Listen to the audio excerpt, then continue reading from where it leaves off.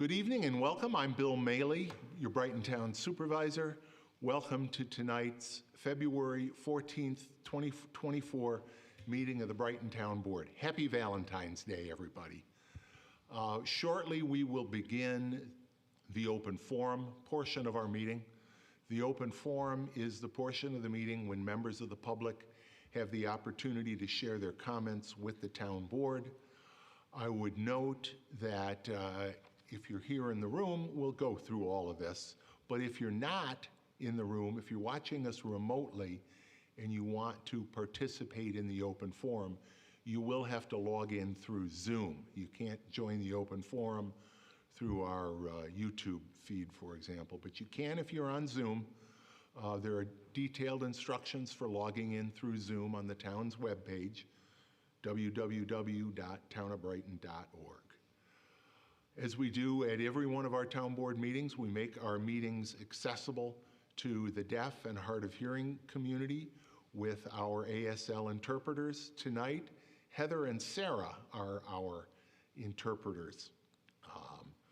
I would remind everybody as well, if you're here in the room, the agenda for tonight's meeting is on the back table, along with all the materials that we will be referring to in making our decisions. If you are watching us remotely, the same information is available on the Town of Brighton webpage. I'll ask that we rise and start the meeting, if you're able, with the pledge. I'll ask Councilmember Salzman to lead us. I pledge allegiance to the flag of the United States of America and to the republic for which it stands, one nation, under God, indivisible, with liberty and justice for all. Thank you, Nate.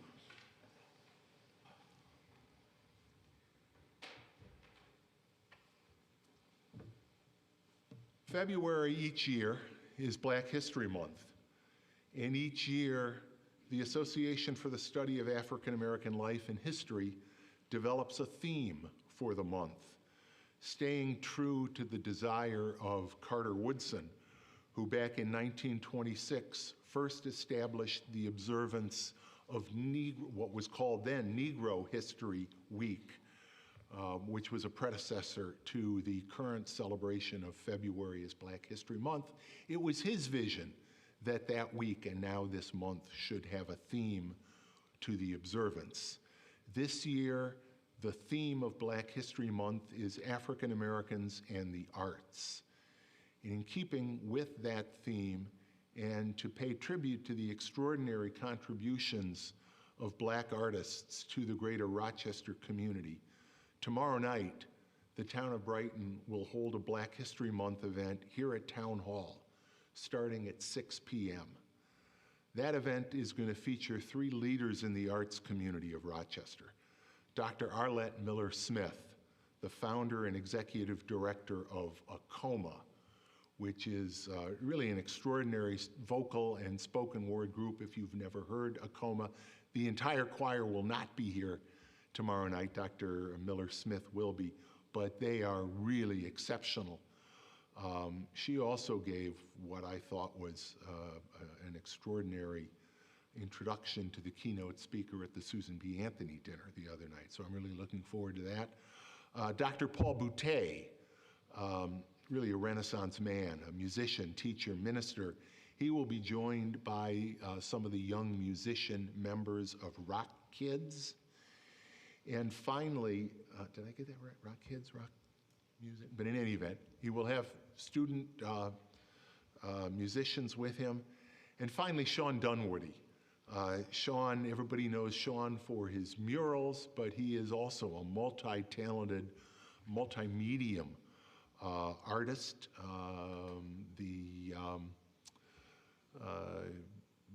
He's been known in the Rochester area for many, many years, but he's increasingly known around the country for his design work, his community development through the arts. So I'm very, very excited that the three of them will be here for the event tomorrow night. I would also note, by the way, of course, today, February 14th, is the day that the great Frederick Douglass chose as his birthday. He did not know the actual date of his birth. So he selected Valentine's Day. He selected February 14th as his date of birth. So we celebrate that today as well. And the town board issues this proclamation in honor of Black History Month 2024. Whereas since its establishment in 1976, and that's when the former name was changed to Black History Month, Black History Month has become increasingly influential in educating our country about the significant contributions that African Americans have made to the social, scientific, and cultural growth of the United States. And whereas our country continues to struggle with uncovering and acknowledging the depth and breadth of systemic racism, it is powerful and necessary to learn about and reflect upon the ways African Americans have survived and thrived despite the innumerable barriers they too often face. Whereas the 2024 theme for Black History Month is African Americans and the Arts, which encourages us to explore the many impacts Black Americans have had on visual arts, music, cultural movements, and more. Whereas African American poets, writers, visual artists, and dancers have historically served as change agents through their crafts and continue to do so today. And whereas local artists, Dr. Arlette Miller Smith, founder of ACOMA and of Multicultural Affairs at St. John Fisher University, Paul Boutet, and performers from Rock Music, that's the correct name, I called them Rock Kids before, Rock Music, which is a free music program for children in the city of Rochester, and Sean Dunwoody, an award-winning designer and artist, are all excellent examples of how African American artists enrich our community through performance, arts education, and the visual arts. Now therefore be it proclaimed that I, William W. Maley, Brighton Town Supervisor, and the members of our Town Council do hereby recognize February 2024 as Black History Month in the town of Brighton, and further recognize Dr. Arlette Miller Smith, Dr. Paul Boutet, and Sean Dunwoody for their artistic expression, leadership, and positive impact on the African American community and the arts in general by sharing their voices and their visions with us all. This proclamation is signed today, the 14th day of February 2024. Black History Month, an important observance, and I do want to encourage everyone to join us right here tomorrow night at 6 p.m. For what I think is going to be really a wonderful event. Speaking of wonderful events, last Sunday, February 10th, was the Lunar New Year. Lunar New Year is celebrated around the world by over 1 billion people in the Asian American communities. The Rochester chapter of APAPA, the Asian Pacific Islander American Public Affairs, held its first annual Lunar New Year celebration at MCC on Sunday. And to say it was well attended would be really a gross understatement. It was an extraordinary event. At least 1,000 people were there from cultures, Nepal, China, Vietnam, Korea, Japan, so many different cultures, so many different traditions, and that was really the focus of the event. Lion dances, a traditional Korean bowing ceremony, which I had not seen before, experienced before, and learned about before that day. All of those cultures and more were celebrated. And I was honored to be asked to present a proclamation from the town of Brighton in honor of Lunar New Year's. I'll read that now, but I just want to again give my kudos to the APAPA for all of the ways they worked to make this event a success. So many volunteers, traffic. There was a Korean food truck that was there. Just so many things going on at this great event. And here is the proclamation honoring Lunar New Year. You'll hear that it's dated February 10th, and some of what I describe, references February 10th, but bear with me. Whereas Lunar New Year originated in Asian countries more than 4,000 years ago and is celebrated by an estimated 2 billion people around the world. Whereas marking the first new moon of the lunar calendar, Lunar New Year is traditionally a 15-day-long celebration, which usually occurs in January or February of the Gregorian calendar. Whereas starting this year, and this is one of the things that was very much celebrated this past Saturday, starting this year, the first day of Lunar New Year is recognized as an official public school holiday in the state of New York, honoring the important significance of this celebration and helping to highlight the rich culture and positive contributions of Asian American and Pacific Islander communities. Whereas the Asian Pacific Islander American Public Affairs Association, or APAPA, is a nonprofit organization founded in 2001 with the mission to advance Asian Pacific Islander American communities through increased leadership development, civic engagement, and active participation in public affairs. And whereas APAPA and its volunteer-driven chapters work to build a better world that is diverse and inclusive by leading town halls, community forums, and voter registration campaigns, and by running a national internship program with hundreds of students each year who are hosted by public officials around the country. And whereas APAPA Rochester chapter is an asset to our community as it creates awareness of issues facing Asian Americans and Pacific Islanders, fosters new AAPI, Asian American and Pacific Islander leaders, and celebrates and shares the positive contributions of and diversity found within AAPI communities. And whereas today, this is last Saturday, we celebrate the start of the Lunar New Year with this festive public gathering, and I thank the Rochester chapter of the APAPA and Monroe Community College for creating the opportunity for more people to learn about AAPI cultures and traditions, especially in light of the rise in hate crimes against AAPI communities. Now therefore be it proclaimed that I, William W. Maley, Brighton Town Supervisor, on behalf of the members of our Brighton Town Council, do hereby recognize the cultural and historic significance of the Lunar New Year, specifically this year, the Year of the Dragon, and further wish everyone a happy and prosperous New Year. And that proclamation was signed February 10th, 2024.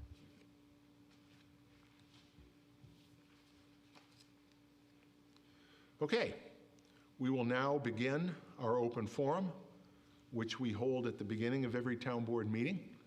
The open forum is the opportunity for members of the public to address the board concerning matters relating to the town, whether or not those items are on our agenda tonight. If you're here in person and would like to speak during the open forum, simply raise your hand and we'll recognize you. If you're participating remotely and you wish to speak during the open forum, you must first join the meeting on Zoom. And as I mentioned before, there are detailed instructions for doing that on the town's webpage. If you're here in person, I would ask that you come up to the podium and speak. I would also ask all speakers during the open forum, whether in person or remote, to please state your name and address. Please limit your remarks to 3 minutes. I will give you a 30-second warning before your time expires. We may not be able to answer questions that you may have, particularly if your question relates to a matter that's not on our agenda this evening. But our goal tonight and during the open forum that we hold at every town board meeting is to give you the opportunity to share your thoughts with the board and for us to be able to listen to your words.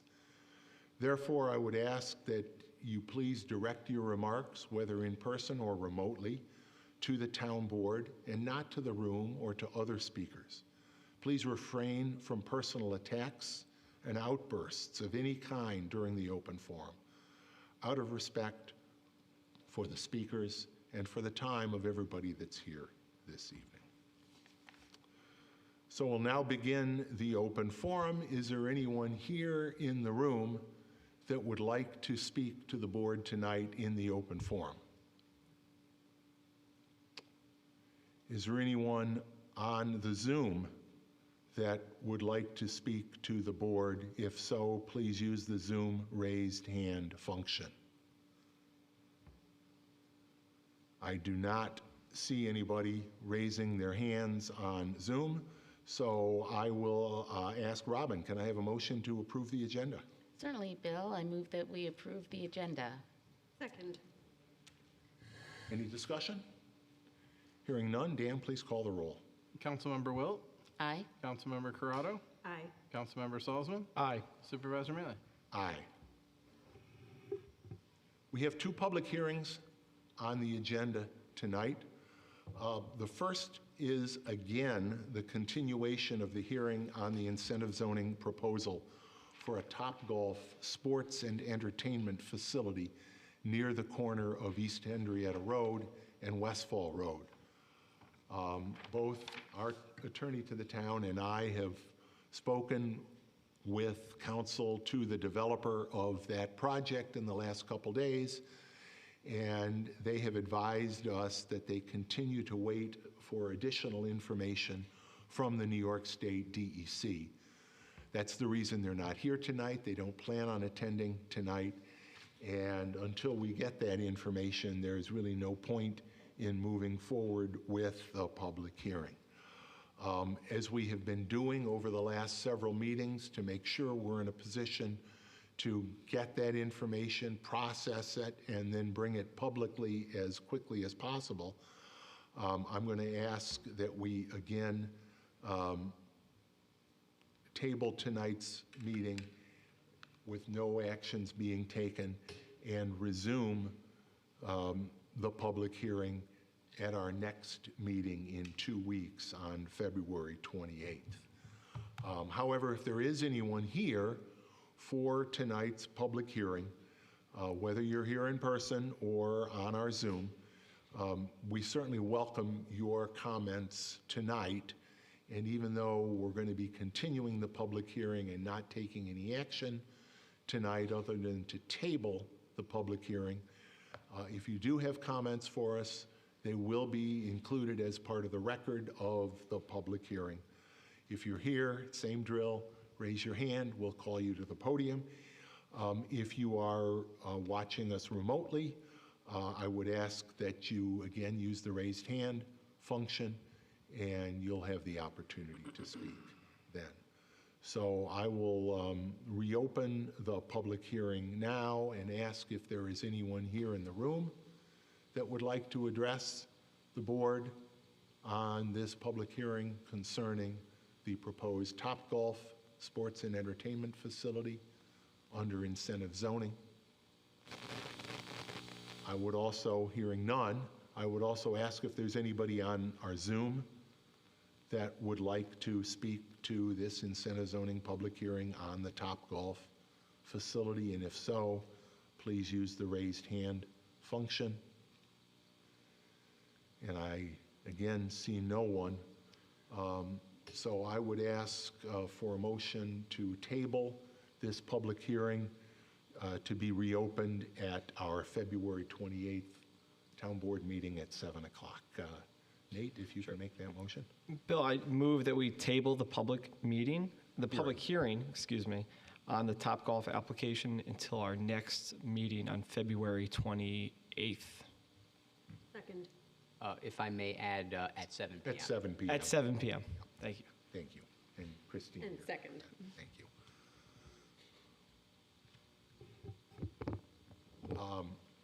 I don't believe motions to table are subject to discussion. So, Dan, please call the roll.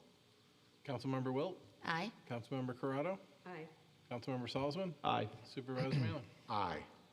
So again, we will reopen the public hearing on February 28th on Topgolf. We do have one more public hearing tonight. That is a public hearing under the town's tree law to consider the removal of two town trees.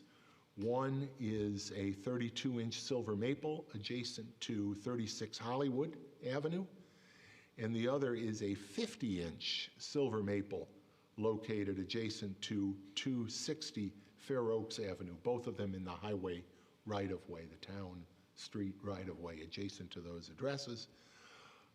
Dan, has the necessary legal notice been given in this matter? Yes, Supervisor, notice was in the Daily Record on January 16th. And was notice delivered to adjoining property owners also as required? Yeah, my understanding is that was, Everett took care of that. Good. before the- All right. Then notice having been given on this public hearing under the tree law, I declare this public hearing to be open. There is information attached about those trees in the record, and I would ask that that material all be included in the record of this public hearing. I'll ask, and I'll introduce, actually, our new Commissioner of Public Works. At our last meeting, we said goodbye to Everett Garcia, but I'm very pleased to welcome our new Commissioner of Public Works, and you're getting this all in the public record of the public hearing, Jim. So, Jim Sprague. Jim comes to us, he served as Director of Public Works, essentially the same position with the city of Canandaigua, but Jim lives in Brighton, so we're very pleased to have Jim hit the ground running with us. Jim, is there anything you want to add to the record of the public hearing in addition to the material?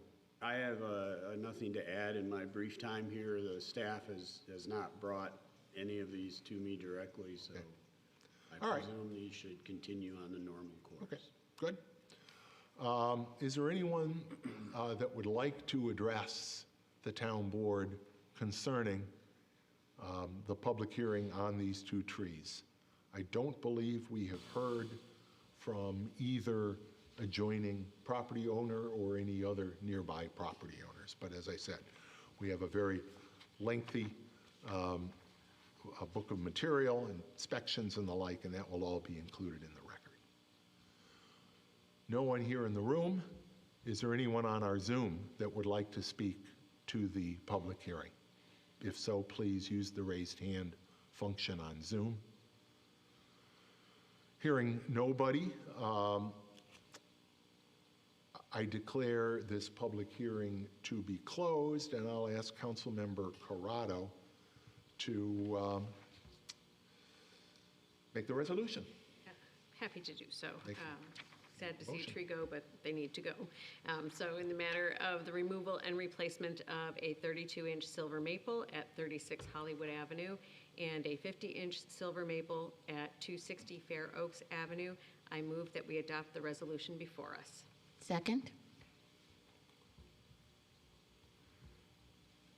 And again, I would note, you will see going through the tree hazard evaluation form and the various photos, the tree on Hollywood, again, as we've seen so many of these, is given the highest hazard rating of 12 with a request that there be immediate action taken on the tree.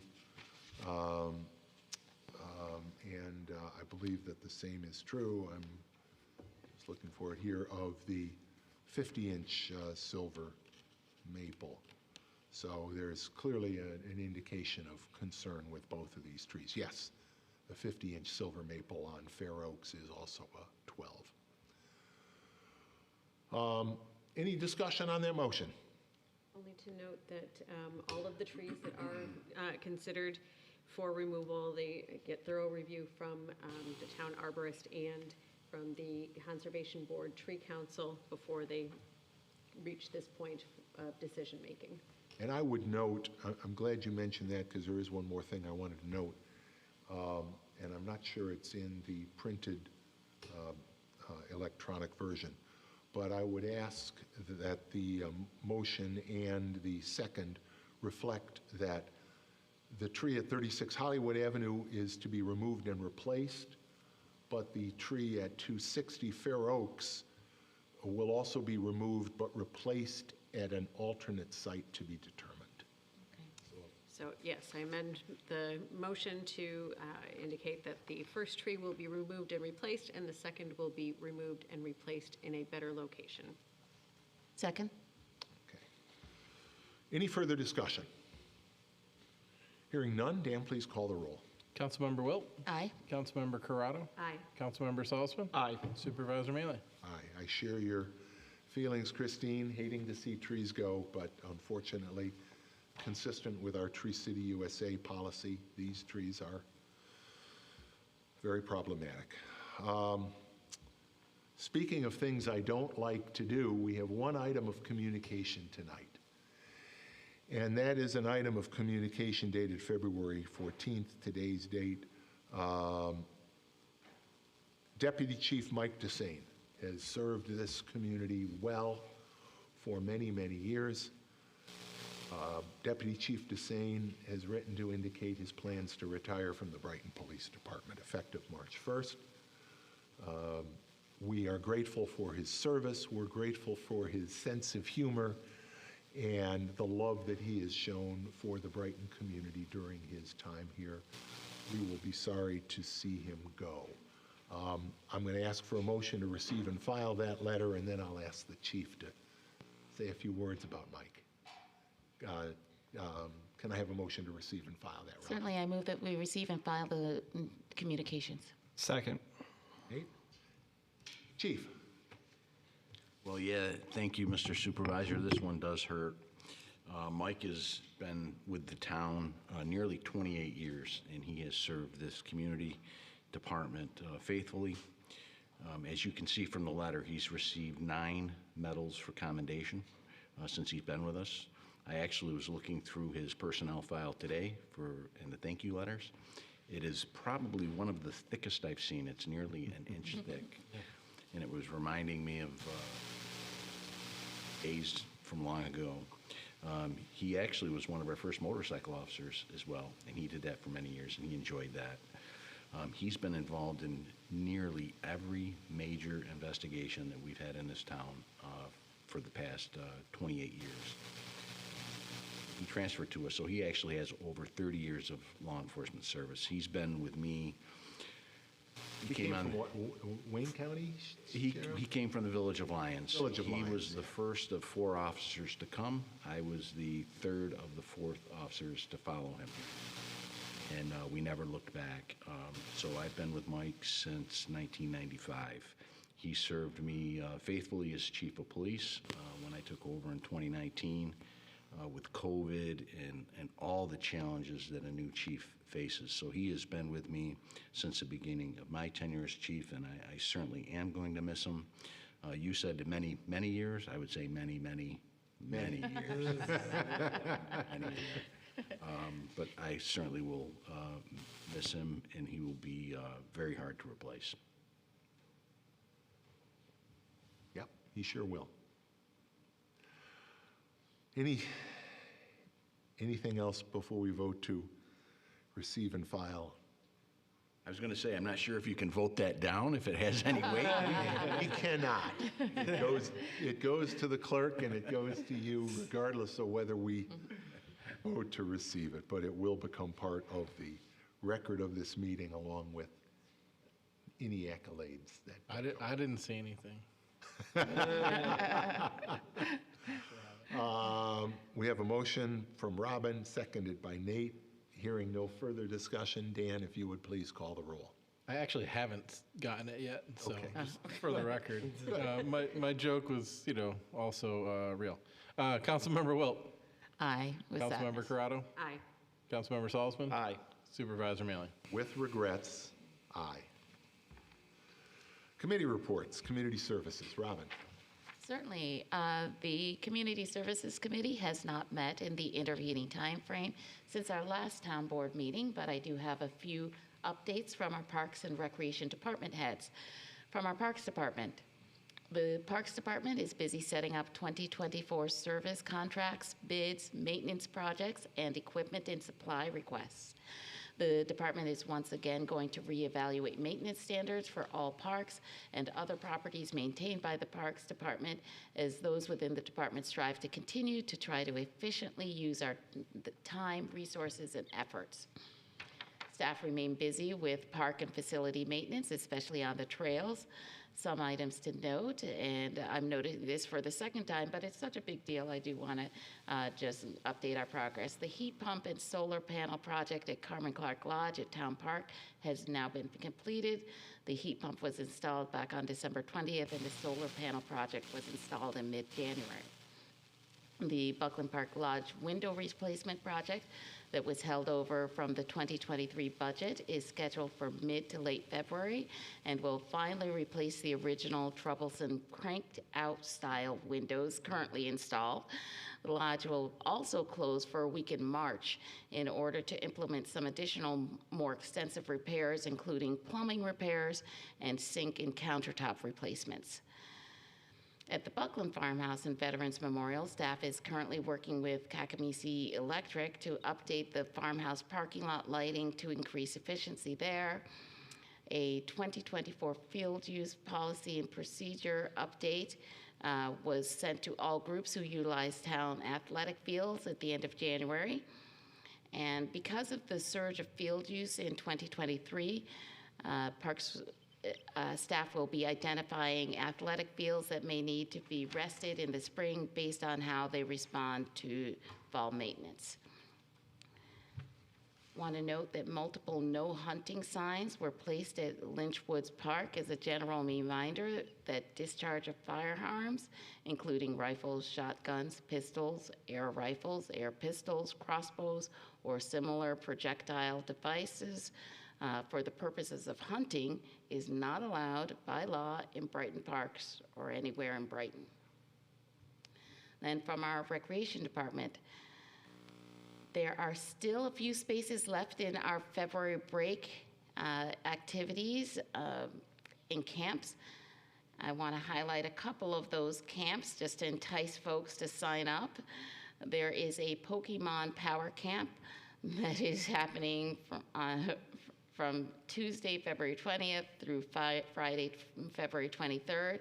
So we're calling all Pokemon fans to please join us for a fun-filled program with crafts and active games related to your favorite pocket monsters.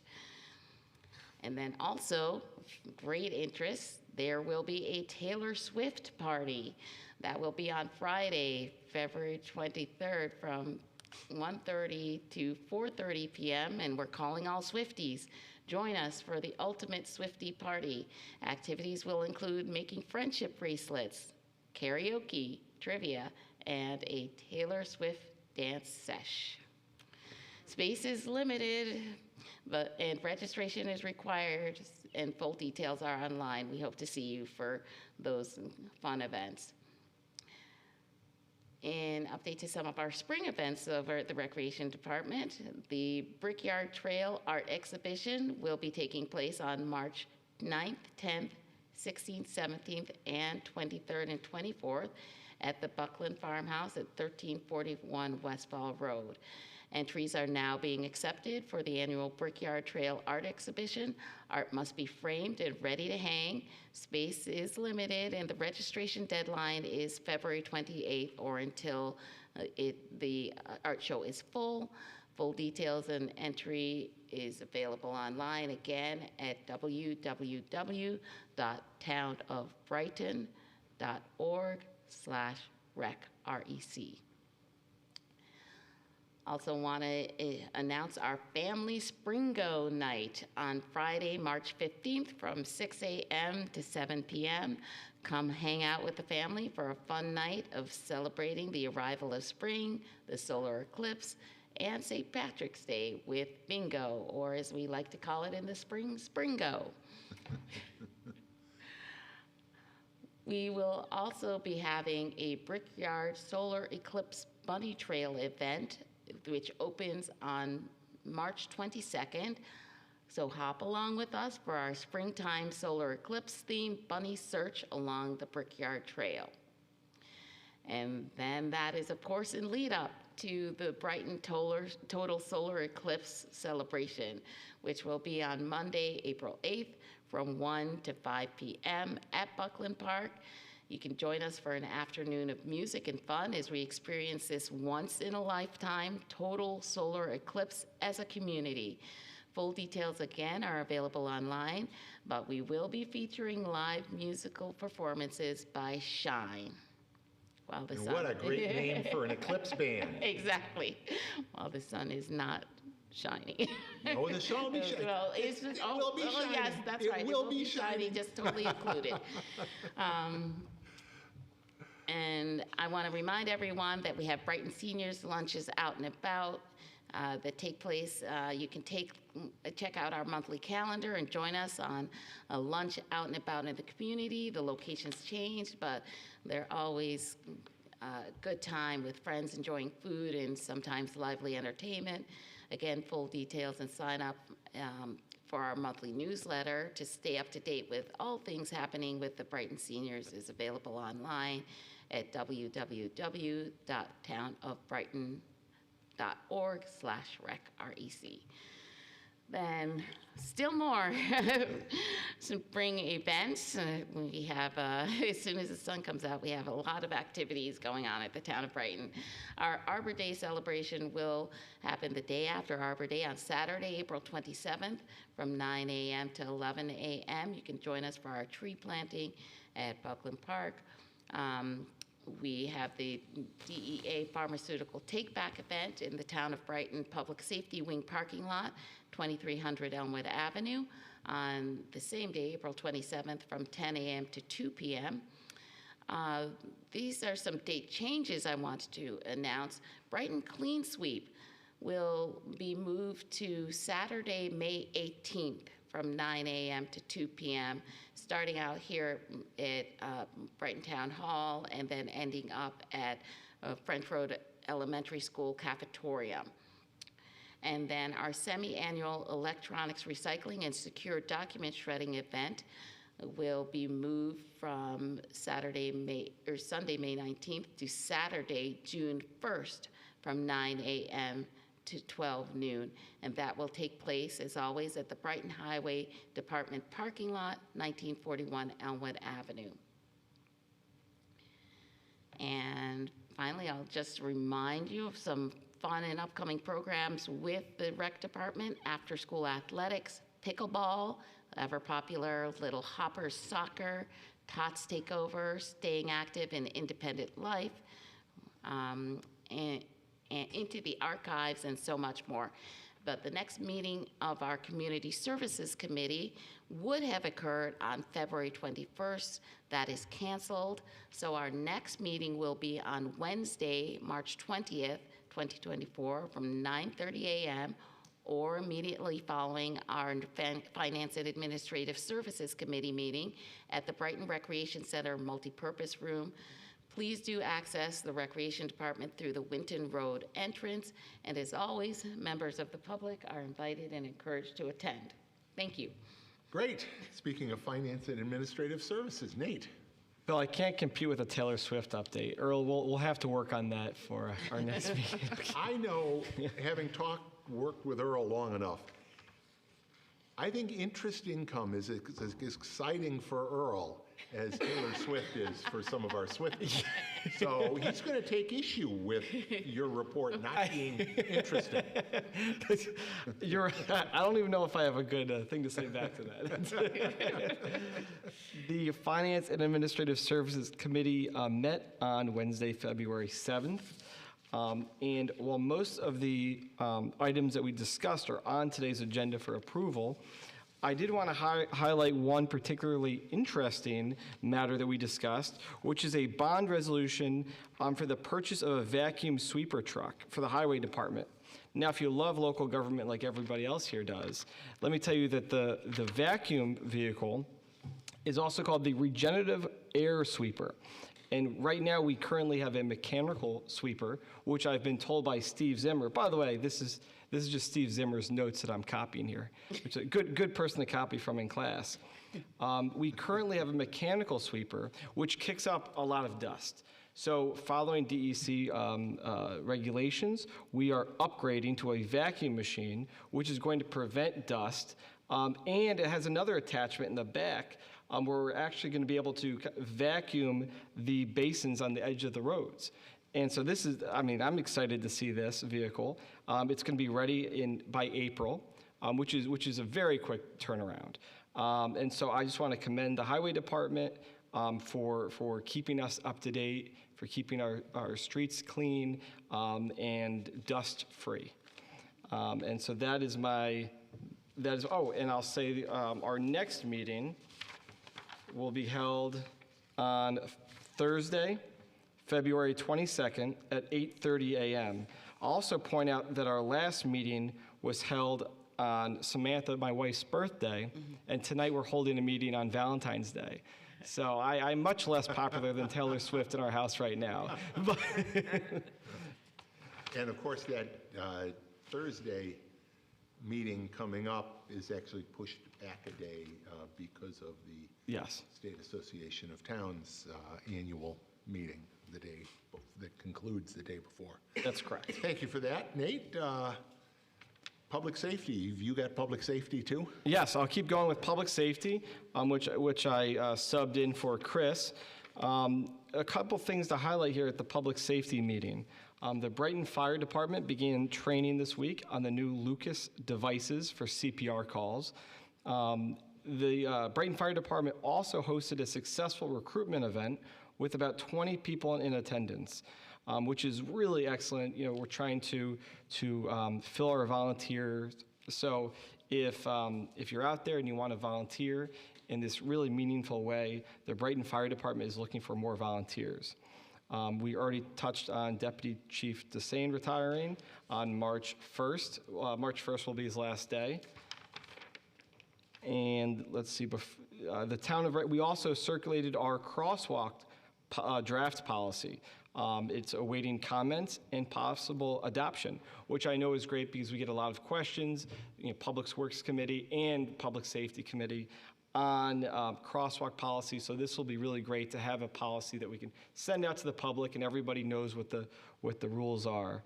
And I know that our new commissioner is working on this as well. He's reviewing the work from our former commissioner on this policy.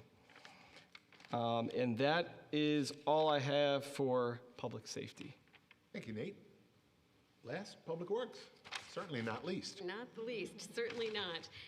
We gave Commissioner Sprague a 2.5-hour introduction to Public Works Committee discussions, and he masterfully captured everything in detailed notes, which I'm not going to read out word for word. But I will share some highlights of the commissioners' first meeting. We had, and I should say that meeting followed immediately after the Public Safety Committee on February 13th, yesterday. So we had a resident, Alex Caven, of Roland Parkway, address the committee. He was following up on his efforts in his neighborhood to have sidewalks installed on the west side of Clover Street from Roland Parkway to Esplanade Drive. He's taking the lead on that. His neighbors are very much in favor of this additional infrastructure. They understand that it may require the creation of a sidewalk district, but the town is seeking to take advantage of the Monroe County DOT program that assists in the funding of new sidewalks on county roads. And Commissioner Sprague is following up on that because the timing of the shared funding program and the timing of anticipated work on Clover Street by the county DOT may not align at the moment. So we'll learn more soon. We had guests from RG&E to present on a proposed substation upgrade project to the substation 82 in the Brighton Acres area. They're seeking abandonment of paper streets in order to move forward with their project. Brighton Acres subdivision is largely undeveloped there. That land is owned either by RG&E, one lot within the subdivision, or Monroe County. The county apparently acquired the land through a tax foreclosure. RG&E and Monroe County have an agreement for the county to sell the land to RG&E for the proposed substation upgrade. There is a restrictive covenant, however, that presents an impediment to the proposed construction, that being single-family housing only. RG&E is asking that the paper streets be abandoned as one step towards obtaining a release from the restrictive covenant from the existing homeowners in the subdivision, and then consolidating the property for the project. Looking at that area, the area is heavily wooded. The project would require a large amount of tree removal. The committee is interested in understanding better the potential for keeping a buffer between homes and the project, and protecting the open waterway and floodplain in that area. And our attorney to the town will be following up on detailed descriptions of the process for the town to formally abandon the streets. And if you don't mind me interrupting, because after the meeting, there was an issue that we didn't discuss. It's hard to believe in 2.5 hours, but, and this is in West Brighton. It's near Mortimer Street, Park Circle, and you've described it accurately. It's wooded.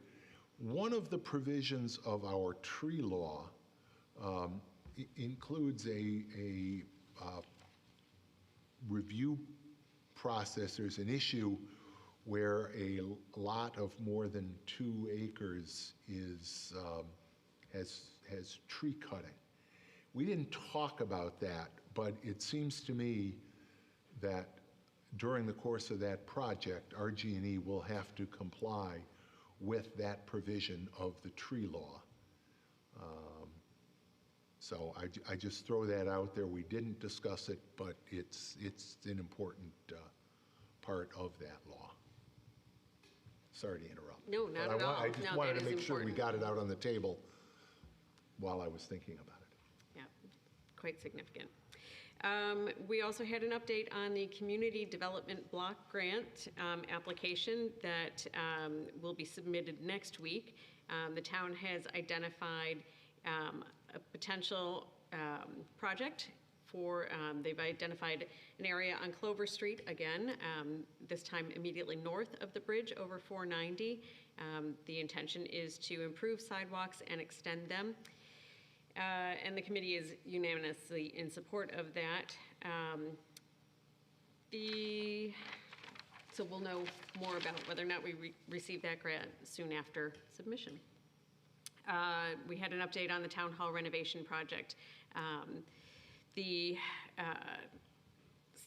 town staff have met with the lead design consultants to start to hammer out a proposed project schedule that meets the need to have a commitment of construction dollars in time later this year to meet the ARPA program requirements. And we anticipate that the proposal will be finalized within 2 weeks. We need to get rolling on that. In the meantime, a test well to assess the feasibility of using geothermal for the renovated building's heating and cooling system is to be drilled this week. And town staff have a meeting scheduled. There was a visit yesterday. I'm not sure, I don't think I want you to talk about the That's fair. specific location. Town staff is considering where they will need to be moving for the duration of the project, and it's not a small process to uproot operations and ensure smooth continuation of them. In county road project updates, the Brighton Henrietta Town Line Road project and Winton Road preventive maintenance project is out to bid. The county will be awarding contracts shortly, and they expect to make that award in mid-March and proceed with the project. It should be underway soon and completed this year. Supervisor Maley did inquire about whether or not detours would be required, and if there would be any interference with activities related to the eclipse, since it is near, well, since the eclipse is everywhere in town. So Commissioner Sprague is following up on that and will keep the town apprised. In state projects, of note, the West Henrietta Road corridor improvements that have been long awaited are still being awaited. However, a coordination meeting with the New York State DOT is pending within this month. So and that was outreach from the state to the town, notable because that is rare, but it is very welcome. In town project updates, the Clean Energies Communities certification is underway. We are poised to earn increasing grant awards. They are being folded into multiple proposed facility upgrades for 2024.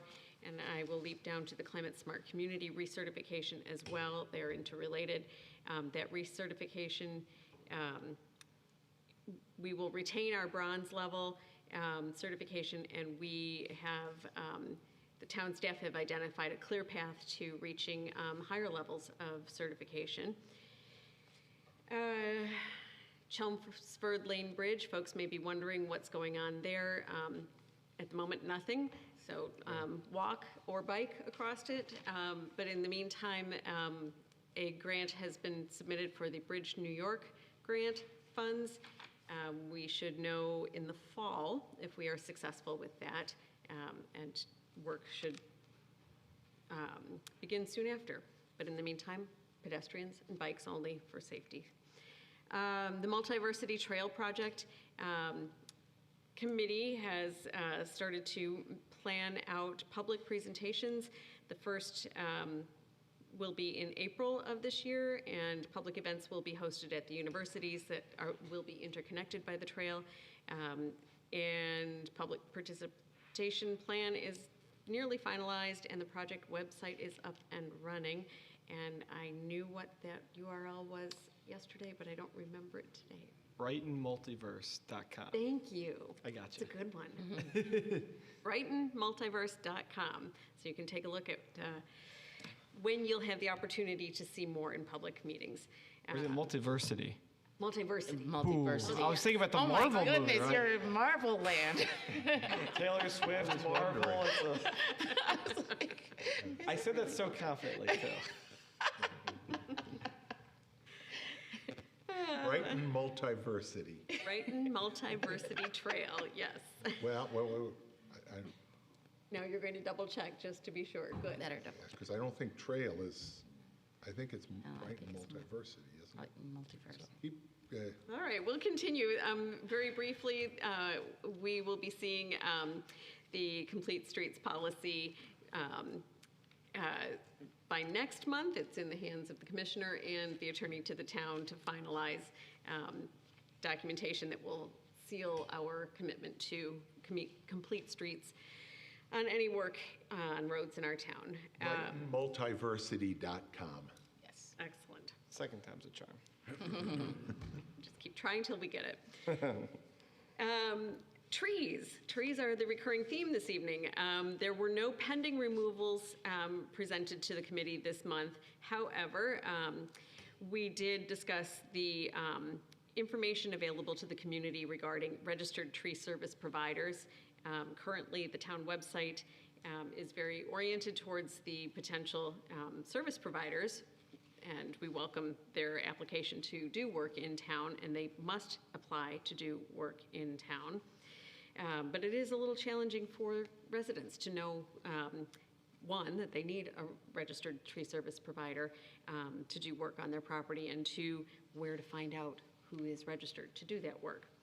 So town staff will be adjusting the information on the website and coming up with a way to keep that list of service providers as up-to-date as possible and accessible as possible.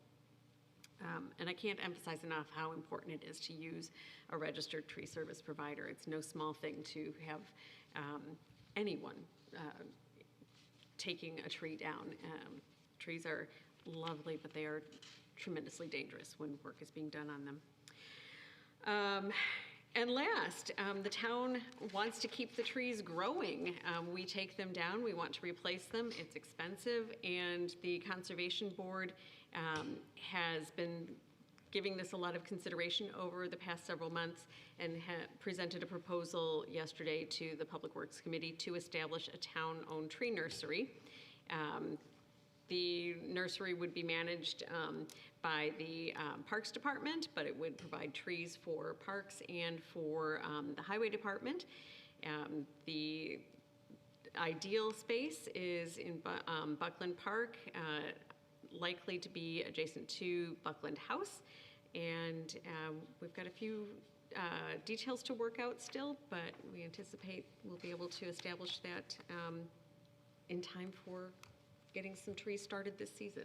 In fact, it may be the site of the Arbor Day activities if all things come together. Great. So, and that is all we covered in 2.5 hours. How did I do, Jim?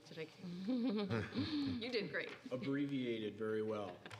We tried. It was a lot. Yeah, it was, and it was well worth it. The meeting did adjourn by 11:15, and we meet next month on March 12th at 9 o'clock, or when the Public Safety Committee wraps up if it runs long, which it never does. Even under your leadership, you upheld Chris's ability to keep it Things concise. swift, as they say. Swift.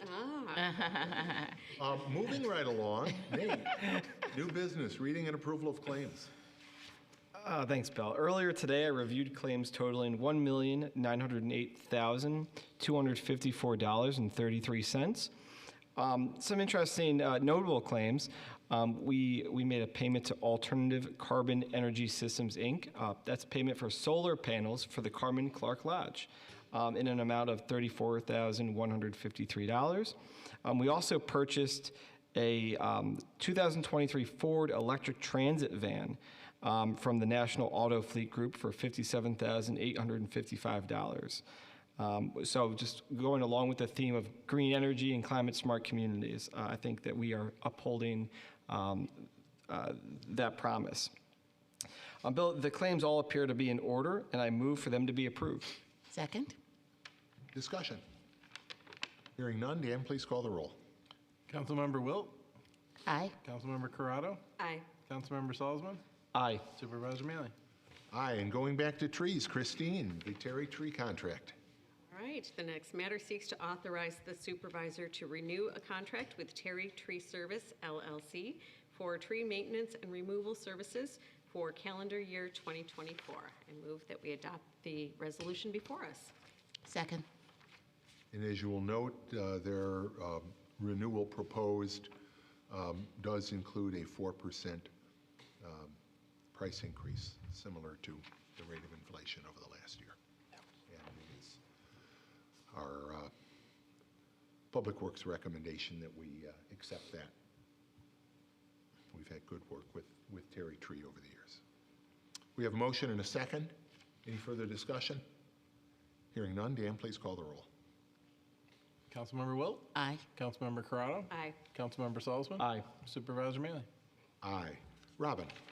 Certainly, the next matter seeks to authorize the supervisor to enter into an agreement with Electronic Field Productions for video production services in an amount not to exceed $52,000 for calendar 2024. I move that we adopt the resolution as prepared by the attorney to the town. Second.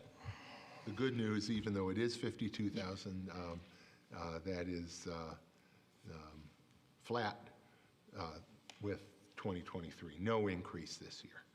We have a motion and a second, and thank you, guys. EFP, they do a great job for us. Great job. I was really impressed with the editing and production values for the Martin Luther King Yes. Jr. celebration. Yes. Very snazzy. Dan, please call the roll on that motion. Councilmember Wilt? Aye. Councilmember Corrado? Aye. Councilmember Salzman? Aye. Supervisor Mealy? Aye. Christine? Yes, the next matter seeks to authorize the supervisor to enter Oh, into. you know what? We're going to actually, I'm sorry, my bad. We're going to table that until the next meeting. So if I could have a motion to table That pending resolving the sounds fine. financial terms on that. All right, very good. I move that we table the next matter regarding entering into an agreement with Thailand for consulting services by Everett Garcia. Can I have a second? Second. Thanks, Robin. Dan, please call the roll. Councilmember Wilt, Aye. Councilmember Corrado, Aye. Councilmember Salzman, Aye. Supervisor Mealy. Aye. Nate? But the next matter seeks to approve a budget amendment transferring $2,700 from the Highway Department's road materials account to the Highway Department's road equipment account to fund the purchase of a printer for the sign shop. I move that we adopt the resolution as prepared by the attorney to the town. Second.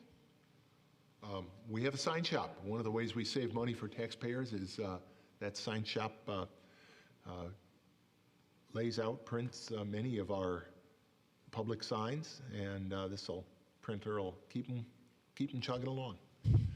We have a motion and a second. Dan, please call the roll unless there's any comment. Councilmember Wilt, Aye. Councilmember Corrado, Aye. Councilmember Salzman, Aye. Supervisor Mealy. Aye. And the next one too, Nate? The next matter seeks to approve the budget amendments in the Department of Public Works to reflect the appointment of Ken Hurley as the town engineer.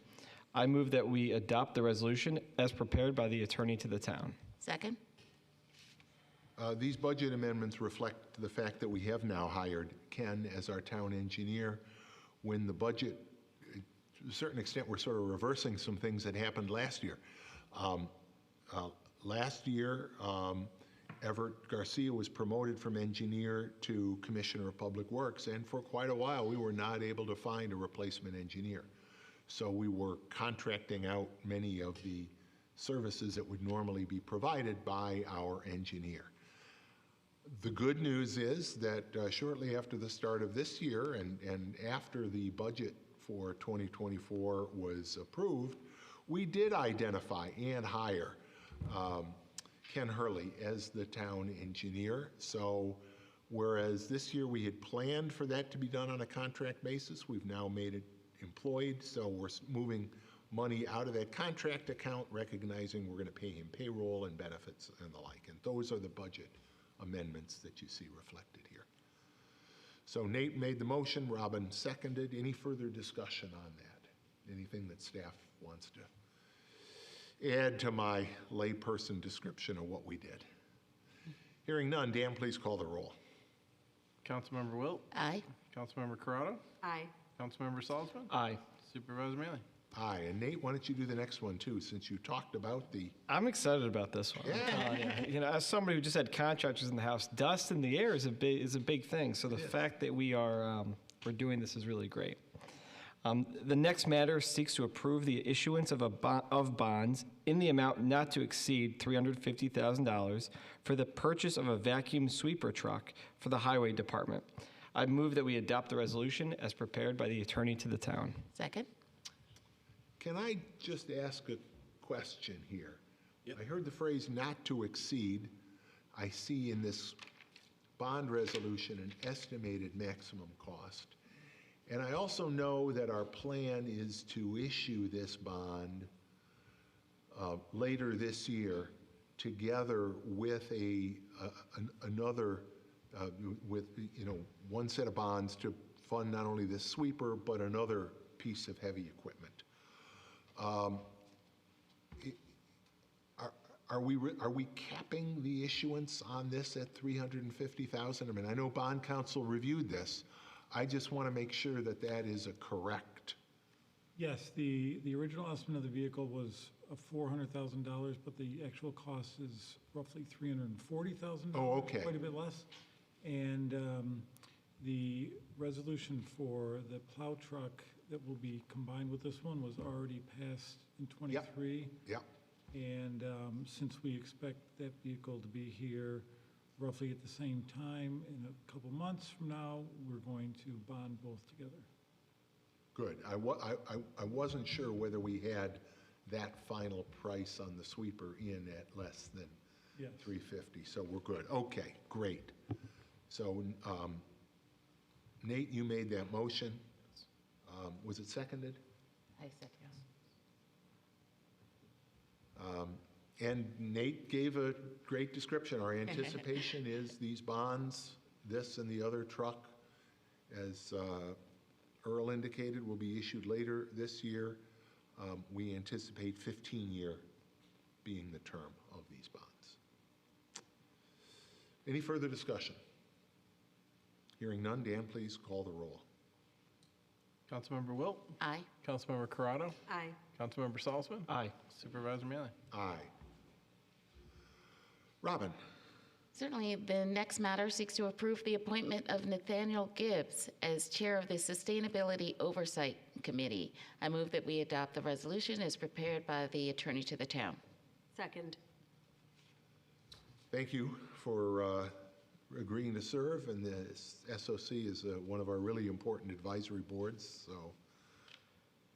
And thank you, Robin, because I know you're their town board liaison. Yes, and I want to thank Erin Ryan for her many years of service as the co-chair and chair of the Sustainability Oversight Committee, and Shubhangi Gandhi for her continued service as the co-chair of the committee. Erin's not leaving us.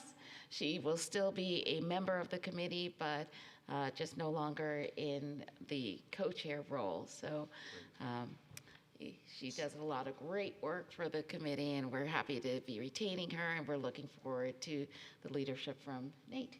So will Nate be the chair or co-chair? I thought it was. This says chair. This actually says chairman, and I would ask that we delete the word man from, Yes. call it Yeah. chair. Yeah. But, well, if he's co-chair is like that. Yeah. I'm pretty sure Shubhangi was not changing Okay. role, so So should it be co-chair? it should be co-chair. All right. Then you'll make. Yes. You agree to that Do you agree change, to and that Christine as well? seconded. Okay, thank you. So it will read as co-chair of Yes. the SOC. Yes. Got it. In both paragraphs. Thank you for that. Any further discussion? Hearing none, Dan, please call the roll. Councilmember Wilt? Aye. Councilmember Corrado? Aye. Councilmember Salzman? Aye. Supervisor Mealy? Aye. Christine, the last item of new Yes, business. the last matter seeks to adopt the negative declaration for the Clover Street Sidewalk Project. I move that we adopt the resolution as prepared by the town attorney. Second?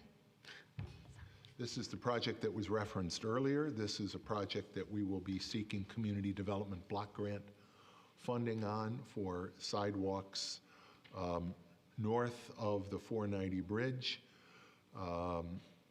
north to the, where Clover Street sort of ends and turns, takes a sharp right and becomes Greenaway.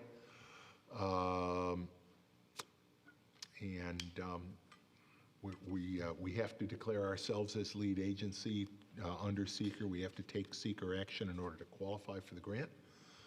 And we'll learn later on this year whether we're going to get the grant. Motion seconded. Any further discussion? Hearing none, Dan, please call the roll. Councilmember Wilt? Aye. Councilmember Corrado? Aye. Councilmember Salzman? Aye. Supervisor Mealy? Aye. Matters of the supervisor, couple things. Many of these have been, we've talked about, but maybe just to amplify a little bit.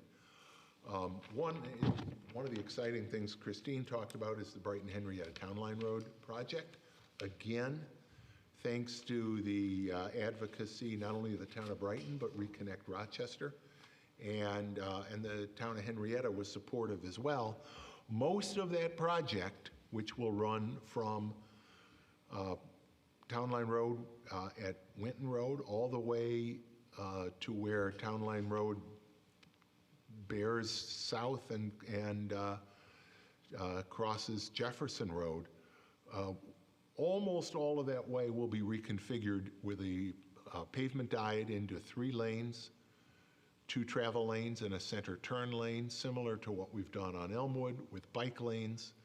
The segment from West Henrietta Road to Jefferson is already configured that way. And when the project is completed, everything except the very short portion from Clay Road to Clinton Avenue, where traffic volumes are higher, will be a 3-lane road. We continue to focus on active transportation, and the County of Monroe and the county executive and the county DOT continue to be great partners in making sure that happens. We've talked about the town hall renovation project. We're working with our architect team at INX Architecture. They've done a great job working with us so far. This is a big project. You're going to see, as was mentioned, starting tomorrow is our anticipation, the test well to determine the geothermal capacity and any other barriers potential to using geothermal energy. In other words, the heat of the earth itself as the vehicle to heat and cool Town Hall. Right now, this building, which was dedicated in 1953, if you've never looked at the newspaper articles and whatnot downstairs, they're a great time capsule. The HVAC system hasn't been replaced, 71 years. It's obviously less than optimal at this point. So we're going to see whether the first step in seeing whether we can do geothermal will be this test well. It will take a day or two to do the test well. There will be some noise involved. Neighbors in the immediate area received a postcard. But if you're become aware of excessive noise or odors, Brendan Ryan's phone number is on that card. Brendan's phone number is available on our webpage. I don't have it at my fingertips, but give Brendan a call. Brendan will be our project liaison here in the building. 782-5253. I'm sorry. 784-5253. 784-5253. 784-5253. Got it, 784-5253. That project is going to involve a lot of additional enhancements to the building. In addition to, one way or another, we're going to replace the HVAC system.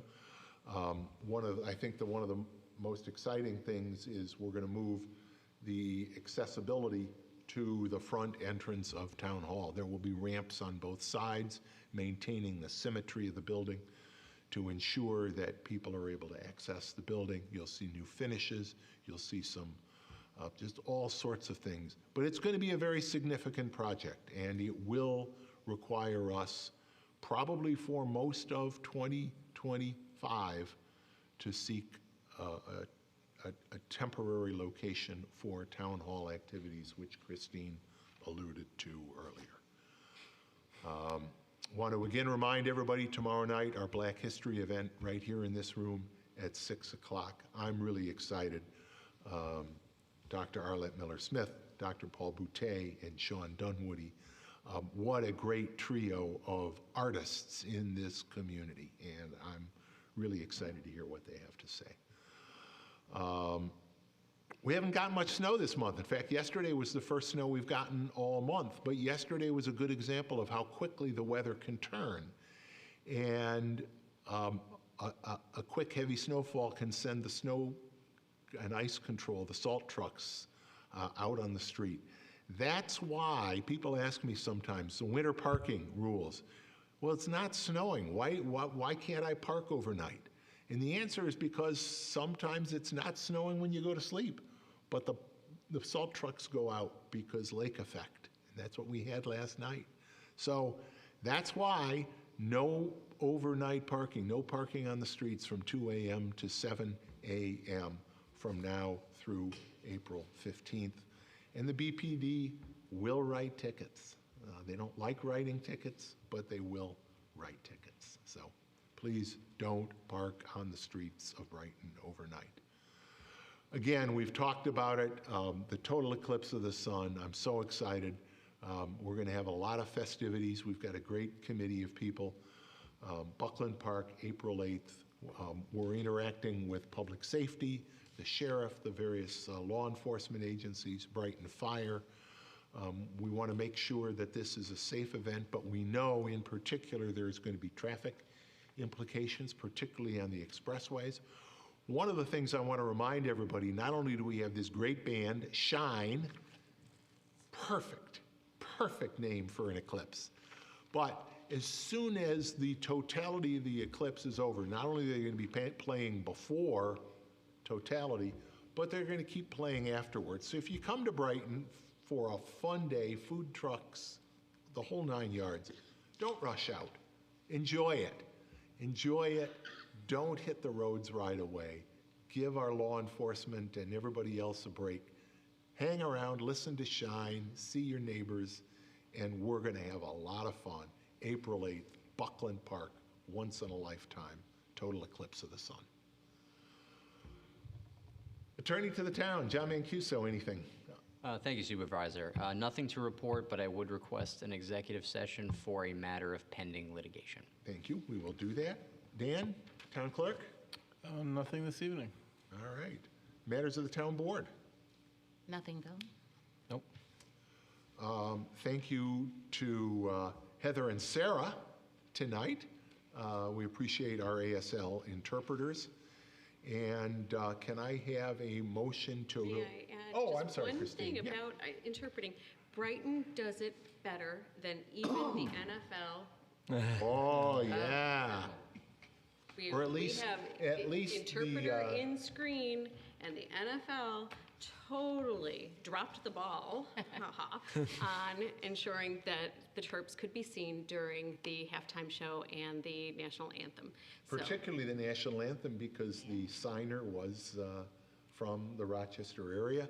I don't know if it was the NFL or the network, but Whoever it was. they fumbled. they fumbled, yes. So we're grateful to our technology Thank you for picking team. up the ball and running with it. And I scored a touchdown with it. Our team scores the touchdown all the time. Oh, my Can goodness. I have a motion to go into executive session to discuss matters of litigation? I move that we go into executive session to discuss a matter of pending litigation. I'll second that. Dan, please call the roll. Councilmember Wilt? Aye. Councilmember Corrado? Aye. Councilmember Salzman? Aye. Supervisor Mann? Aye. I do not anticipate that we'll be coming back into public session after the executive session. Our next meeting, of the town board, will be 2 weeks from tonight, February 28th. And I would note that at that meeting, I will be delivering the annual 2024 State of the Town address. Have a great evening. Stay safe. We'll see you on the 28th.